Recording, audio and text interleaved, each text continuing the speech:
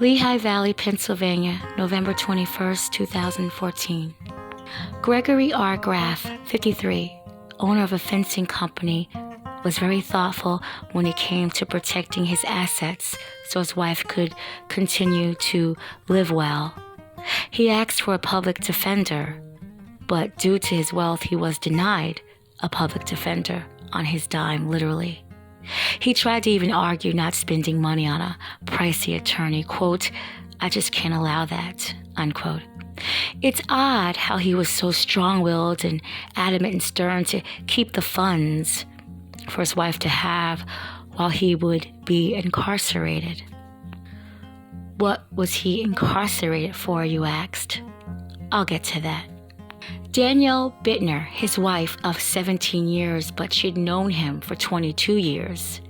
You'd think you'd know a person, but we all know that we fully never really know a person completely.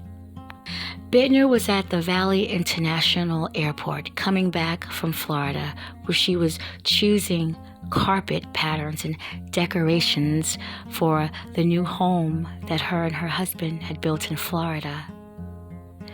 Her husband would reassure his wife. He said, quote, "It'll be okay. They will find her," unquote. Her daughter had been missing.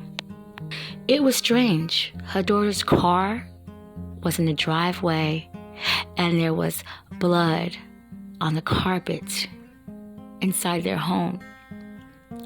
But he had stated that his stepdaughter wasn't there.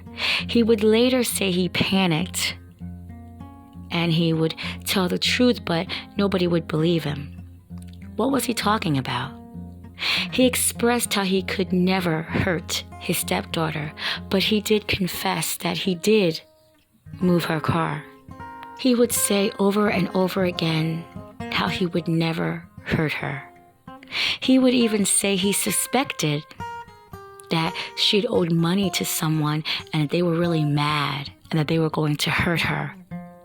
Was this even making any sense? His stepdaughter had been missing for 5 long days now. They searched. He would tell his wife he loved her. He would finally tell the police where the body was on his 7-acre property, behind a shed. Being led away, he would look at his wife and he would tell her he loved her. This was the last time that she said she's seen her husband before the trial. She mentioned she spoke to him only 3 times from the prison phone calls. He either spoke about the fencing business and finances, nothing about her daughter. She was so consumed and overwhelmed and grieving. She can't even recall the last time she spoke to him. She only remembered screaming at him, but he never told the truth. He wasn't going to tell the truth. But in court, he would. Jessica Padgett, 33. She had left work at a daycare center and took a 10-minute drive to her stepfather's house. She had to use his fax machine. She had described Graff on a Facebook post as a second father. She didn't know, no one knew, that he was lusting after her in an obviously unhealthy way.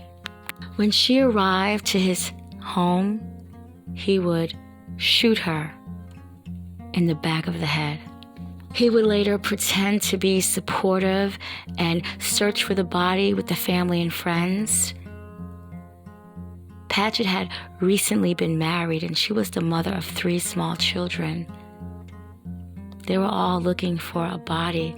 This had to be devastating for them. Again, Graff would help find the body that he hid. A search warrant would list items that was taken from Graff's 7-acre property. 13 bags of marijuana, $42,000 in cash, marijuana seeds, a marijuana horticulture book, pipes, vaporizer, and other drug paraphernalia.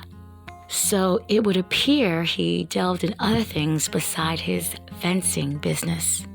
So why did he kill her? He was motivated by necrophilia after violence, or homicidal necrophilia. His sexual desires for her were so overwhelming, but she had to be dead after he killed her. He would sexually rape her corpse in every graphic way you can imagine, or for us normal people, you can't imagine. He even recorded his deviant behavior so he could play it back later and live the moments over and over. Graff was a homicidal necrophiliac, a necrosadist, enjoying the violence and then the sexual intercourse afterwards. His need was so strong for this that he committed murdering someone he knew that his wife loved and devastating his wife and going to prison forever. But this was all worth it to him, to kill his stepdaughter and rape her corpse. The sex tape was actually introduced in evidence to this trial. It was to the point where the jurors who watched this video were offered counseling afterwards. Graff was even seen on CCTV footage purchasing sex toys that him and his wife never used during the marriage. He would be shown in this sexually graphic video using these sex toys on his murdered, now deceased stepdaughter, Jessica.